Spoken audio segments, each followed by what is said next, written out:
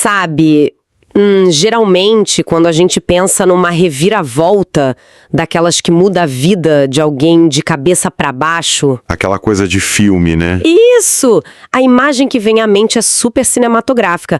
É tipo uma cena em que uma carta misteriosa chega pelo correio, ou a pessoa esbarra no grande amor da vida numa livraria charmosa. Num dia de chuva, de preferência. Exatamente, num dia chuvoso. Ou, sei lá, na mais pragmática das hipóteses, os números da loteria finalmente se alinham. Existe uma expectativa cultural enorme de que o destino, quando ele dá essa guinada, traz uma certa magia no ar. É verdade. É a nossa tendência natural de romantizar o momento exato em que a sorte vira, sabe? A nossa mente já pede uma trilha sonora épica subindo ao fundo. Pede mesmo. Só que aí, e é aqui que a nossa análise de hoje começa de verdade, a gente pega um thriller psicológico denso e, de repente, essa máquina de criar contos de fadas sofre um curto-circuito violento. E bota violento nisso. Nossa, sim. Em vez de magia, a paisagem de oportunidades que se abre é absolutamente turva, opressiva e, para ser bem honesta, sufocante. O que deveria ser a salvação vira uma armadilha. E é exatamente essa a premissa que estampa a capa do material que a gente vai mergulhar fundo hoje. Que é o livro A Mulher em Silêncio. Isso. Originalmente lançado como The Wife Upstairs, da autora Frida McFadden, e que chegou ao Brasil pela editora Arqueiro.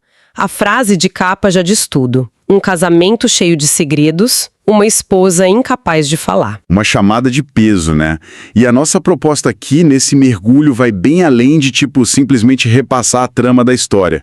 O objetivo hoje é desmontar a anatomia dessa armadilha narrativa. Com certeza. A gente precisa entender os mecanismos psicológicos por trás disso. Como que a vulnerabilidade extrema e a ruína financeira atuam no cérebro, sabe? Apagando os sinais de alerta que para qualquer outra pessoa numa situação confortável soariam como sirenes ensurdecedoras. Aquelas sirenes vermelhas piscando na sua cara. Exato. E, numa camada ainda mais profunda, a gente vai investigar como a própria arquitetura desse suspense espelha a genialidade por trás do mercado editorial que apostou e trouxe essa obra à tona aqui no Brasil. Maravilha. Então, bom, vamos direto ao ponto, começando pelo lugar menos glamuroso possível para uma mudança de vida, uma lanchonete vazia e encardida no Brooklyn. O cenário perfeito para a introdução da nossa protagonista. A Sylvia Robinson. A cena já abre num microcosmo do caos que é a vida dela. A Sylvia tá lá, tentando tomar um café barato, quando repara que uma senhora idosa, na mesa da frente, está engasgando gravemente com um pedaço de salsicha. É uma emergência médica brutal acontecendo num cenário super banal, né? E a reação da Sylvia é imediata. Ela age muito rápido, ela pula em cima da situação e aplica a manobra de Heimlich. Que é um detalhe interessante sobre ela. Muito. Porque a gente descobre que ela aprendeu essa técnica num acampamento de verão, anos antes, e só prestou atenção na aula porque, olha só, estava tentando impressionar um garoto chamado Kevin Maloney. Aquelas coisas da adolescência que acabam salvando vidas. Sim. Ela executa a manobra, o pedaço de salsicha voa longe e a mulher volta a respirar. A Sylvia, literalmente salva uma vida. Pela primeira vez na história recente dela, ela é a heroína incontestável. E o que a gente espera depois disso? Choro de alívio. Abraços, um agradecimento eterno, certo. Mas a realidade da Sylvia não permite finais felizes tão simples assim. A idosa, assim que recupera o fôlego e entende o que aconteceu, entra em pânico. Total, ela começa a gritar acusando a Sylvia de agressão. Ela acha que estava sendo assaltada. E no auge do desespero, ela joga o resto da xícara de café quente direto na blusa cor-de-rosa recém-passada da Sylvia. A humilhação é instantânea. Nossa, é o fundo do poço, é de dar dó. E é nesse pico de injustiça que a figura do Adam Barnett aparece. O famoso príncipe encantado moderno. Tipo isso, só que de terno. Ele é um cara, impecável, elegante, que estava sentado lá no fundo da lanchonete observando tudo. Ele se levanta, intervém a favor da Sylvia, impede que a idosa chame a polícia. O que seria um desastre para Sylvia. Um desastre completo. E aí, com a maior naturalidade do mundo, o Adam tira a carteira do bolso e paga a conta de $7 que a mulher deixou na mesa antes de ir embora, esbravejando. E aqui, eu preciso jogar uma provocação pra você. Opa, manda. Qual foi o incômodo? Porque lendo isso, me bateu um incômodo enorme. A Silvia é uma mulher que vive no limite da sobrevivência, sabe? Ela não é ingênua. Ela conhece a dureza das ruas. Sim, a bagagem dela é pesada. Exato. Pra quem tá ouvindo a gente ter uma ideia, ela come espaguete puro a semana inteira, porque a caixa custa $5, o café da manhã dela foi uma banana, ela tá sob ameaça real de despejo e a caminho de uma entrevista pra ser bartender, ganhando o salário mínimo. A definição de estar no limite. Pois é, então, se ela tem essa bagagem toda de rua, como é que o radar dela não apita imediatamente quando um milionário de terno engomado aparece do nada, pagando contas e resolvendo a vida dela numa lanchonete no Brooklyn? Não soa, meio irreal que ela simplesmente aceite essa intervenção como um milagre genuíno? Olha, é uma dúvida muito válida. Eu mesmo pensei nisso no início. Mas a resposta para isso está exatamente na mecânica da pobreza e no estado cognitivo da Silvia naquele momento. Como assim? O que você está descrevendo seria a reação de alguém com a bateria mental carregada, entende? Mas a vulnerabilidade da Silvia não é apenas a falta de dinheiro no banco. É um esgotamento total dos recursos cognitivos dela. A ciência chama isso de carga cognitiva da escassez. Carga cognitiva da escassez. Isso.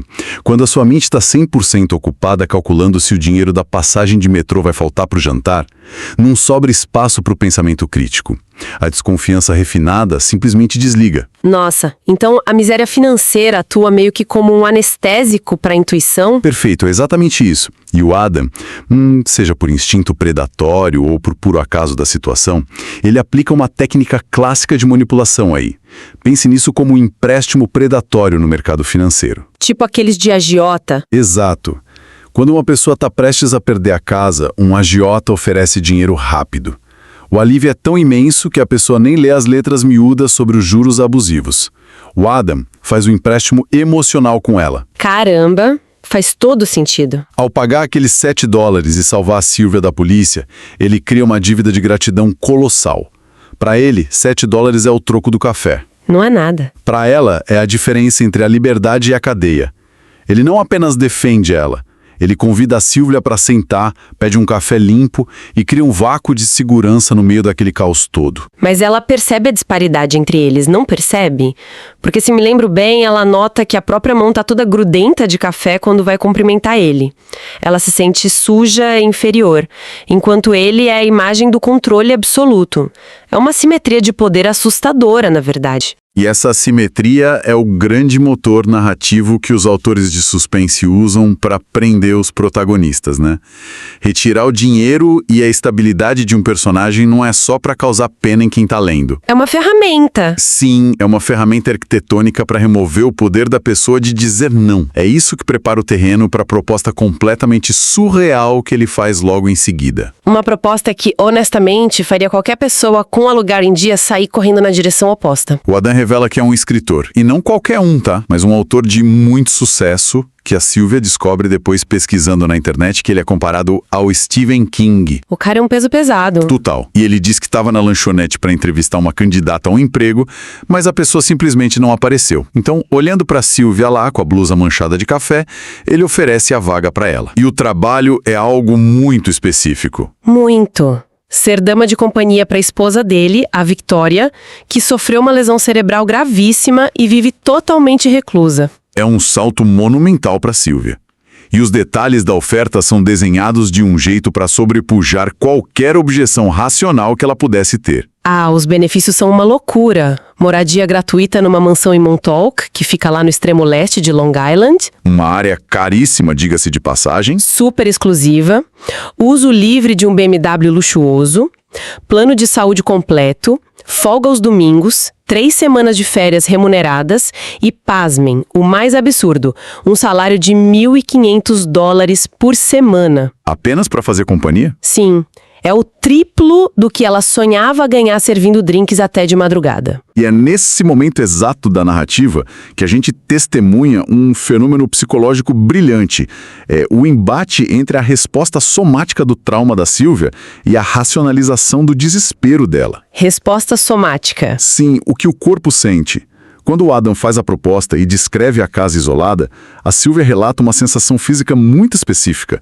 Um aperto no peito, uma falta de ar. Ela até compara isso àqueles relatos clínicos de pacientes infartando, né? Que descrevem um presságio de morte iminente. Exatamente. O corpo da Sylvia, o sistema nervoso simpático dela, tá berrando que é um perigo letal sentado ali naquela mesa.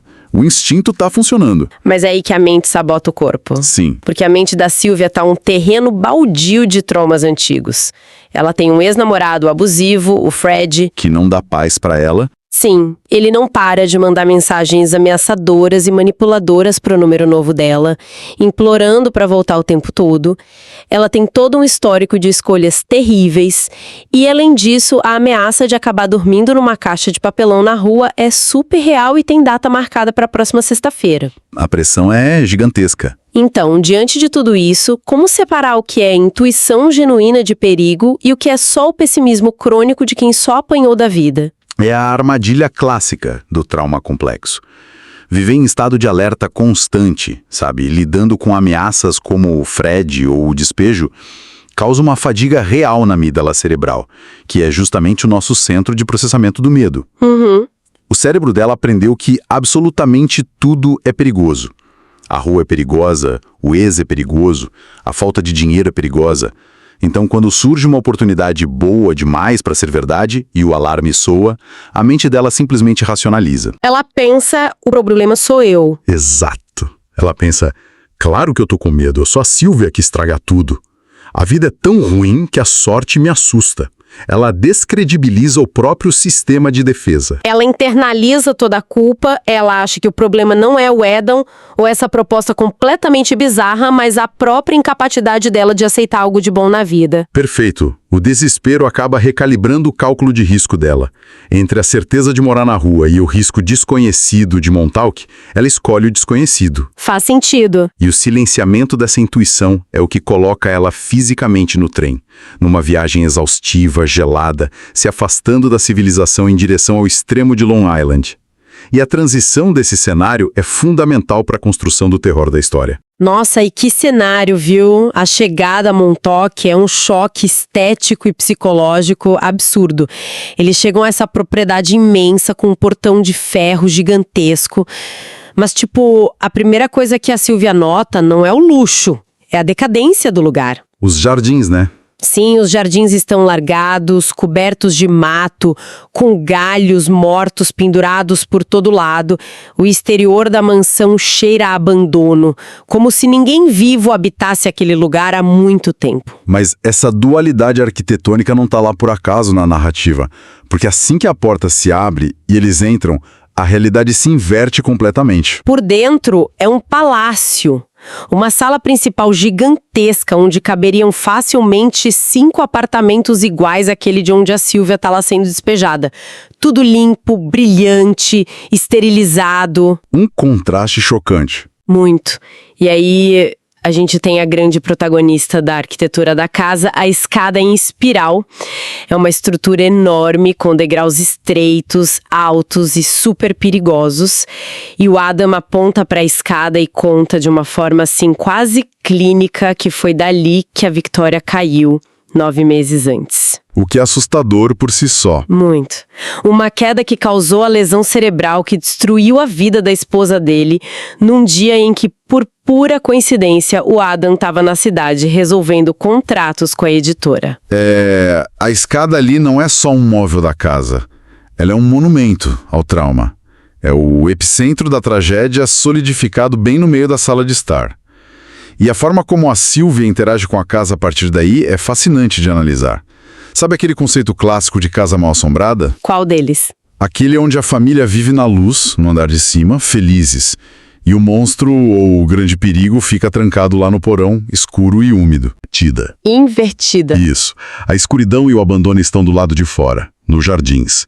A sala de estar no térreo é iluminada, estéril, perfeita. O monstro, ou o resultado da monstruosidade, não está escondido nos fundos. O trauma está exposto lá no andar de cima, no cômodo mais luxuoso da casa, exigindo atenção constante. Nossa, que análise boa!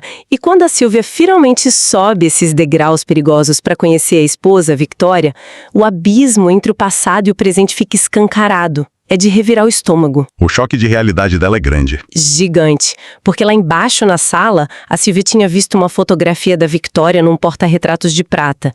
E na foto era uma mulher deslumbrante, loira, cheia de vida, usando um vestido de grife com um sorriso que irradiava confiança. A imagem do sucesso. Mas no andar de cima, o que a Silvia encontra não tem absolutamente nada a ver com aquela foto.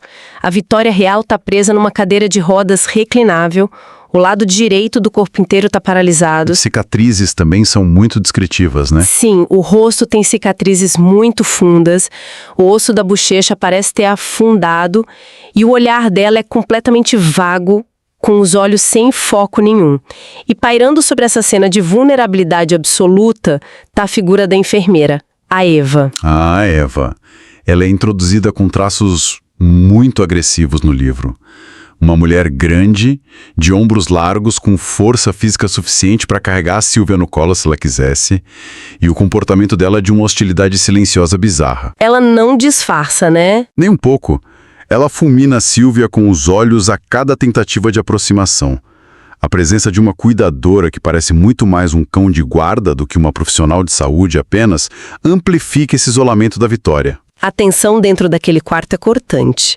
E aí a Silvia, no desespero de quebrar o gelo e tentar gerar alguma empatia na situação, comete um erro. Ela tenta apertar a mão paralisada da Victoria. Uma gafe terrível. Quando ela percebe a gafe, o pânico bate. E ela rapidamente desvia a atenção para um colar que a Victoria está usando. É um detalhe super delicado, um colar de ouro com um pingente de floco de neve todo cravejado de diamantes. E esse colar é uma peça-chave para a cena. No meio de toda aquela paralisia, do rosto desfigurado e das roupas adaptadas para a cadeira de rodas, aquele diamante brilhante é a única ponte que sobrou entre a mulher destruída ali na cadeira e a deusa deslumbrante da fotografia lá de baixo. É uma conexão com o passado. Isso. É uma verdadeira âncora material de identidade para ela. E a reação ao elogio que a Silvia faz ao colar é de arrepiar. O Adam tinha acabado de avisar que a Victoria quase nunca emite sons, que o cérebro dela meio que perdeu a capacidade de formular palavras.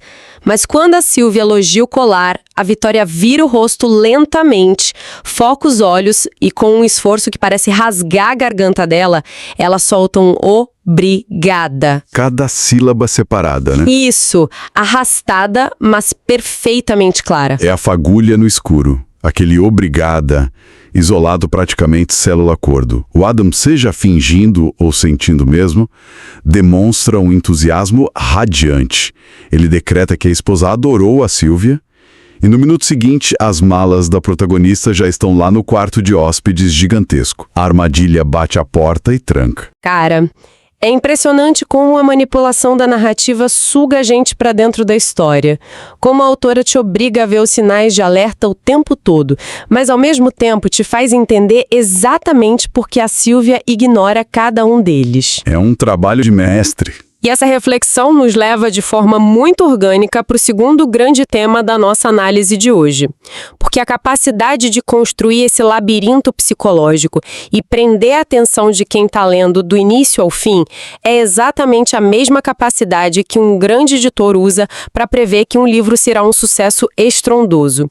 E isso nos conecta direto ao legado da editora Arqueiro. O paralelo é perfeito. Assim como o Adam identifica a vulnerabilidade da Silvia e a autora identifica a curiosidade mórbida do leitor, um editor brilhante mapeia as emoções do grande público. É um dom, né? Sem dúvida. E se a gente for investigar os créditos e a história da edição brasileira desse livro, a gente esbarra num dos verdadeiros gigantes do mercado editorial brasileiro, Geraldo Jordão Pereira. Para quem não sabe, a editora Arqueiro, na verdade, foi criada em 2011 como uma homenagem direta a ele, feita pelos próprios filhos. Ah, a trajetória do Geraldo é um roteiro de cinema por si só. Ele não caiu de paraquedas no mundo dos livros, sabe? Ele começou super cedo, aos 17 anos, trabalhando ao lado de pai dele, o lendário José Olímpio. Um nome fortíssimo na nossa literatura. Fortíssimo. O cara cresceu literalmente comendo e respirando literatura. Em 76, ele decide traçar o próprio caminho e funda a editora Salamandra, com foco exclusivo em literatura infantil.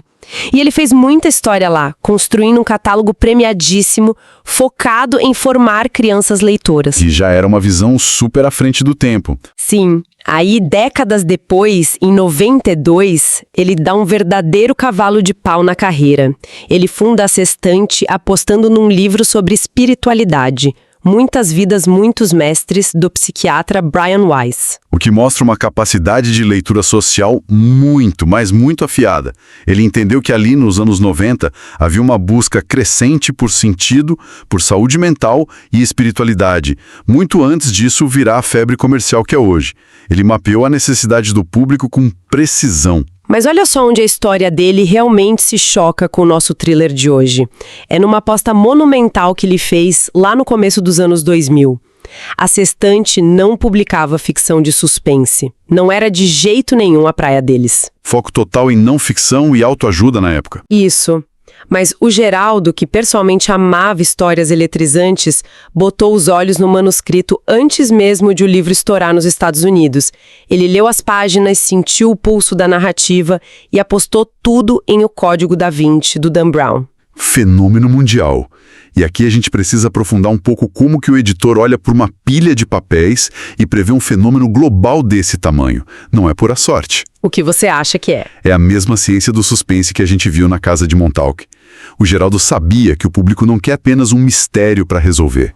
Quem lê quer urgência, quer sentir a frequência cardíaca subir, quer a sensação palpável de que há muito a perder. Exato. Em O Código da Vinci, é o destino da religião ocidental que está em jogo. Em A Mulher em Silêncio, é a sanidade e a sobrevivência básica da Sílvia. Um editor genialmente treinado sabe identificar esse gancho visceral, aquela premissa que te prende direto pela garganta. É aquele olhar super cirúrgico para a mecânica do interesse humano, né? A intuição de ouro do Geraldo é, incrivelmente, o extremo oposto da intuição falha e traumatizada da Sílvia. A Sílvia sente no peito um sinal claro de perigo, a sirene da sobrevivência dela berrando, e a resposta dela é silenciar esse alarme e entrar num trem pro meio do nada. O pior erro que ela podia cometer. Sim. O editor, por outro lado, quando sente aquela taquicardia, ao ler um manuscrito bem construído, ele reconhece que aquele ali é o sinal verde. Ele pega o trem e acelera com tudo. E é exatamente para honrar essa intuição, esse amor incondicional pelas histórias que não deixam a pessoa dormir à noite, que os filhos do Geraldo fundaram a Arqueiro. O próprio texto de homenagem deles diz que o nome reflete alguém que sabe mirar nas coisas verdadeiramente importantes. Que bonito isso. É mesmo. Publicar o thriller da Frida McFadden, uma obra que esmaga quem está lendo com a claustrofobia psicológica de uma casa rica e os demônios implacáveis da pobreza, é entregar a essência do que o Geraldo buscava. Entretenimento que é muito acessível, mas implacável na execução. Nossa, nós fizemos um caminho denso aqui hoje, hein? Começamos com a respiração sufocada por um pedaço de salsicha numa lanchonete suja no Brooklyn, passamos pelo desespero financeiro que emburrece os nossos instintos, atravessamos a frieza de uma mansão abandonada onde o terror mora confortavelmente lá no andar de cima. A casa invertida. Isso, e desaguamos na visão comercial implacável de um homem que sabia que o medo é muitas vezes o produto mais vendável de toda a literatura. Fica muito nítido para quem acompanha a nossa análise que nas engrenagens de um suspense bem executado, o grande evento raramente é de fato mais assustador. O terror real opera na microescala. Nos detalhes, né? Sempre nos detalhes. É o mato não aparado do lado de fora de uma casa de milhões de dólares, a cuidadora enorme que não pisca, o silêncio bizarro quebrado por um único obrigado arrastado. É nesses pequenos estalos que a sanidade da protagonista e de quem tá lendo começam a rachar. É a erosão lenta em vez da explosão repentina. E a gente quer terminar essa conversa de hoje com uma provocação, algo para martelar na cabeça depois que o áudio acabar. A gente falou muito sobre como a pobreza financeira da Sylvia obrigou ela a ignorar o perigo e aceitar as condições de um agiota emocional como o Adam. E a reflexão que eu deixo é expandir essa armadilha pro nosso próprio cotidiano, sabe? Fora das páginas de ficção. A Sylvia vendeu a própria segurança em troca de teto e um BMW, porque a vida anterior dela era insustentável. Mas até que ponto a arquitetura do mundo moderno não usa a nossa própria fadiga e a nossa necessidade constante de sobrevivência, seja digital ou financeira, contra nós mesmos? Como assim, no mundo moderno? Pensa na economia dos aplicativos, ou naquelas centenas de páginas de termos de serviço que todos nós aceitamos sem ler uma linha sequer. Nós entregamos nossos dados, nossa privacidade e aceitamos algoritmos que manipulam nosso humor e a nossa atenção diariamente. E a gente não questiona. Não questionamos. E por quê? Porque a pessoa precisa do emprego de motorista de aplicativo para pagar a conta na sexta-feira. Ou porque o isolamento social sem estar naquela rede social é insuportável hoje em dia. A conveniência imediata acaba mascarando a entrega do nosso controle. Uau, é a mesma mecânica. Nós somos a Sylvia na lanchonete, cansados, querendo só tomar um café limpo e não perder o pouco que temos, e a grande plataforma de tecnologia, ou aquele contrato de trabalho predatório, é o Adam Barnett, de terno, pagando a nossa conta de $7 e sorrindo enquanto entrega a chave de uma gaiola invisível. Uma gaiola de ouro, mas ainda uma gaiola. A gente clica em Eu concordo e entra no trem para Montauk todo santo dia sem nem perceber. Exato. O desespero, seja ele por comida ou por conexão social, sempre será o melhor anestésico para a intuição. A grande pergunta não é se nós fomos manipulados, mas qual foi o preço exato que a gente aceitou para ignorar aquele aperto no peito. Que pensamento avassalador para fechar esse mergulho. Para quem tá ouvindo a gente, quando a promessa for deslumbrante demais e o alívio fácil demais, lembrem-se da escada em espiral. Continuem questionando o que parece bom demais para ser verdade, analisem bem as letras miúdas da realidade ao redor e, claro, nunca parem de mergulhar fundo nas fontes. Até a próxima investigação.